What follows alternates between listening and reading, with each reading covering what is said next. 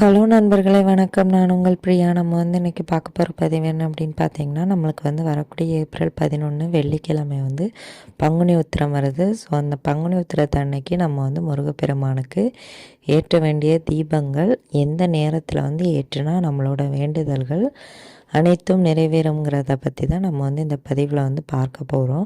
அதுக்கு முன்னாடி நீங்கள் இந்த பதிவு பார்க்கக்கூடிய முருக பக்தர்களாக இருந்தீங்க அப்படின்னா, ஓம் சரவணம் பவா போற்றிங்கிறத கமெண்ட் பாக்ஸில் கமெண்டாக போஸ்ட் பண்ணுங்கள். நம்மளோட சேனலை நீங்கள் இது வரைக்கும் சப்ஸ்கிரைப் பண்ணாமல் பார்த்துருந்தீங்க அப்படின்னா மறக்காமல் சப்ஸ்கிரைப் பண்ணி வச்சுக்கோங்க. இது போல் முருகர் சம்பந்தமான பயனுள்ள தகவல்களை நீங்கள் பார்த்து தெரிந்து கொள்ள முடியும். இப்போ வாங்க நம்ம பதிவுக்குள்ளே போகலாம். ஏப்ரல் 11 நம்மளுக்கு பங்குனி உத்திர விரதம். ஸோ அன்னைக்கு இதை இன்னொரு பேரால் என்ன சொல்லுவோம் அப்படின்னு பார்த்தீங்கன்னா, திருமண விரதம் அப்படின்னு சொல்லுவோம்.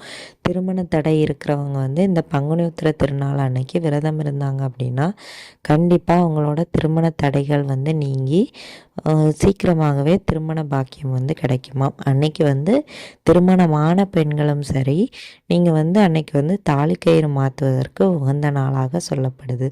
ஏன்னா பல தெய்வங்களுக்கு திருமணமான நன்னாள் அந்த பங்குனி உத்திர திருநாளில் அவ்வளவு சிறப்பு இருக்குது. அந்த பங்குனி உத்திர திருநாள் அன்னைக்கு விரதம் இருந்து வழிபாடு முருகப்பெருமானை வழிபாடு செய்கிறவங்களுக்கு கேட்ட வரங்களை அள்ளி கொடுப்பாராம் முருகப்பெருமான். அன்னைக்கு நீங்கள் முருகப்பெருமானுக்கு ஒரு நாள் விரதம் கூட இருக்கலாம். ஒரு நாள் விரதம் இருப்பவர்கள் காலையில் 6 மணிக்கு எழும்பி நீங்கள் ஒரு வேளை உணவு எடுத்துக்கொண்டு விரதம் இருக்கலாம். இல்லை 3 வேளையும் சாப்பிடாமல் விரதம் இருக்கலாம். உங்களோட உடல்நிலைகளை பொறுத்து நீங்கள் விரதம் இருக்கலாம். அன்னைக்கு என்ன மாதிரியான தீபங்கள் முருகப்பெருமானுக்கு ஏற்றணும் அப்படின்னு பார்த்தீங்கன்னா, தீபம் ஏற்றுவதற்கு தேவையான பொருட்கள் ஒரு தாம்பழத்தட்டு தேவை. ஸோ தாம்பழத்தட்டு கிடைக்கல அப்படின்னா ஒரு இலை, வாழை இலையாக கூட இருந்தாலும் சரி, நீங்கள் அன்னைக்கு இந்த பொருட்கள் அப்புறம் பச்சரிசி, துவரம்பருப்பு. அன்னைக்கு துவரம்பருப்பு முருகப்பெருமானுக்கு உகந்த ஒரு பொருள். ஸோ அதனால் துவரம்பருப்பு வேண்டுதல் வச்சு நம்ம முருகப்பெருமானுக்கு தீபம் ஏற்றணும் அப்படின்னா கண்டிப்பாக நம்மளோட வேண்டுதல்களை உடனடியாக முருகப்பெருமான் நிறைவேற்றி தருவாராம். அன்னைக்கு நம்மளுக்கு நிலைவாசலை மாவிலை தோரணம் கட்டணும் அப்படின்னா ரொம்ப விசேஷம். மாவிலை கிடைச்சது அப்படின்னா கண்டிப்பாக தோரணம் கட்டுங்க. அதுக்கப்புறமா நீங்கள் பூஜை அறையை சுத்தம் பண்ணிவிட்டு நீங்கள் வாசல் தெளித்து மாக்கோலம் அன்றைக்கி நீங்கள் போடணும். மாக்கோலம் போட்டு மஞ்சள் குங்குமம் போட்டு வைங்க. அதே மாதிரி நிலைவாசல்லையும் மாக்கோலம் போடுங்க. அப்புறம் பூஜை அறையில் சர்க்கோண கோலம் போட்டு நீங்கள் இந்த தீபத்தை ஏற்றணும். அந்த தாம்பழத்தட்டில் பாதி அளவு பச்சரிசி, பாதி அளவு துவரம்பருப்பு ரெண்டையும் நல்லா மிக்ஸ் பண்ணி வச்சுட்டு அதை பரப்பி வச்சுருங்க. அதுக்கு மேலே நீங்கள் எண்ணெய் இலை வைக்கணும் அப்படின்னு பார்த்தீங்கன்னா 6 வெற்றிலை, ஆறுமுக கடவுளுக்கு 6 வெற்றிலை வைக்கணும். 6 வெற்றிலை கிடைக்காத பட்சத்தில் ஒரு வெற்றிலை வைங்க. 6 வெற்றிலை நெய் தீபமாக ஏற்றுங்க. நெய் தீபம் ஏற்றுறது ரொம்பவும் சிறப்பு. வேண்டுதல்கள் உடனடியாக நிறைவேறும். என்ன மாதிரியான வேண்டுதல்களாக இருந்தாலும் பங்குனி உத்திரத்தன்னைக்கு நீங்கள் வழிபாடு செய்யும்போது கண்டிப்பாக உங்களோட வேண்டுதல்கள் நிறைவேறும். இதை நம்பிக்கையோடு செஞ்சு பாருங்கள். முருகப்பெருமான் 100% பலன்களை தருவார்.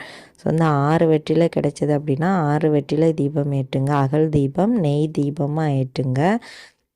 சிவப்பு நிற திரி கொண்டு தீபம் ஏற்றுவது ரொம்ப சிறப்பு. சிறப்பு நிற திரி கிடைக்கல அப்படின்னா குங்குமத்தை கொஞ்சமாக கரைச்சி தண்ணீரில் கரைச்சி அதில் அந்த திரியை முக்கி எடுத்து கொஞ்சம் காய வச்சிங்க அப்படின்னா சிவப்பு நிற திரி உங்களுக்கு தயாராகிரும்.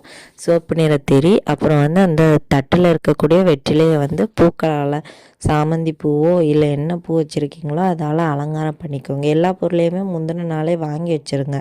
ஏன்னா அன்னைக்கு எப்படியும் நிறைய விலை கூடுதலாக இருக்கும். ஸோ முந்தின நாளே வாங்கி வைக்கிறதா இருந்தால் வச்சுருங்க. இல்லை அன்னைக்கு வாங்குறதா இருந்தாலும் வாங்கலாம், ஒன்றும் தப்பு கிடையாது. ஸோ வாங்கி வச்சுட்டு அலங்காரம் பண்ணிவிட்டு நீங்கள் தீபங்கள் ஏற்ற தயாராகிருங்க. ஸோ தீபம் ஏற்றிட்டு நீங்கள் அந்த தீபத்திற்கு நடுவில் தாமரைப்பூ, செந்தாமரைப்பூ கிடைச்சது அப்படின்னா வைங்க. சிவப்பு நிற ரோஜா கிடைச்சது அப்படின்னா வைங்க. சிவப்பு நிற பூக்கள் அன்றைக்கி முருகப்பெருமானுக்கு ரொம்பவும் விசேஷமானது. கிடைச்சதுக்கப்புறமா நீங்கள் வந்து முருகப்பெருமானுக்கு என்ன மாதிரியான நாமங்கள் சொல்லலாம் அப்படின்னு பார்த்தீங்கன்னா, கந்த சஷ்டி கவசம், அப்புறம் வந்து கந்தர் அனுபூதி, திருப்புகழ் வந்து பங்குனி உத்திரம் அன்னைக்கு படிக்கிறது வந்து ரொம்பவும் சிறப்பு. திருப்புகழ் படிக்க முடிஞ்சது அப்படின்னா படிங்க. இல்லை ஓம் சரவணபவா போற்றி, கந்தா போற்றி, கடம்பா போற்றி, கதிர்வேலா போற்றி, இந்த போற்றியே நீங்கள் வந்து சொன்னாலே போதும். உங்களுக்கான உங்களுக்கான வேண்டுதல்களுக்கான பலன்கள் வந்து உங்களை வந்து கண்டிப்பாக வந்து அடையும். இந்த தீபம் ஏற்றுவதற்கு சரியான நேரம் எப்போ அப்படின்னு பார்த்தீங்கன்னா, காலையில் 11 மணிலேருந்து 12 மணிக்குள்ளே நீங்கள் வந்து இந்த தீபத்தை வந்து ஏற்றுங்க. இந்த நேரத்தை வந்து தவற விடாமல் ஏற்றுறீங்க அப்படின்னா கட்டாயமாக உங்கள் வேண்டுதல்களுக்கான பலன்களும் உங்களுக்கு வந்து கிடைக்கும். ஏன் அப்படி நம்ம வந்து சொல்கிறோன்னா, அன்றைக்கி 4:30 ஏப்ரல் 11 4:30 நம்மளுக்கு வந்து பங்குனி உத்திரம் அந்த நட்சத்திரம் வந்து முடியுது. அதனால தான் நம்ம வந்து இந்த ஒரே நேரத்தை வந்து நம்ம வந்து சொல்கிறோம். பொதுவாக ஒரே நேரம் 1 to 2 தான் வரும். ஆனால் வந்து இந்த உத்திர நட்சத்திரம் அன்னைக்கு நம்மளுக்கு வந்து 11 மணிலேருந்து 12 மணிக்குள்ளே டைம் இருக்குது. ஸோ மிஸ் பண்ணாமல் அந்த டைமில் வந்து நீங்கள் வந்து இந்த தீபத்தை ஏற்றுங்க.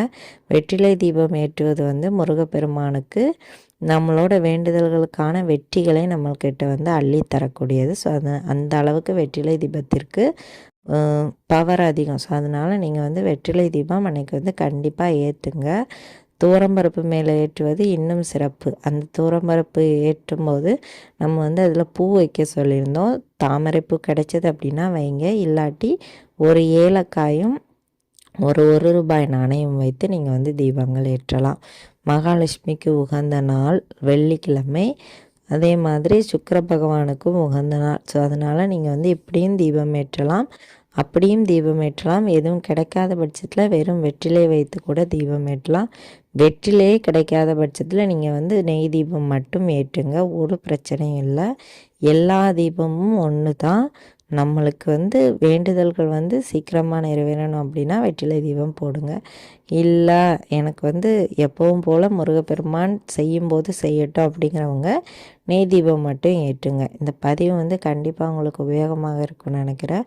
உபயோகமாக இருந்தது அப்படின்னா லைக் பண்ணுங்கள். நம்மளோட சேனலை சப்ஸ்கிரைப் பண்ணிவிட்டு இந்த வீடியோவின் பதிவை உங்கள் நண்பர்களுக்கும் ஷேர் பண்ணுங்கள். இந்த வீடியோவின் முழு பதிவை பார்த்த அனைத்து நண்பர்களுக்கும் மிக்க நன்றி.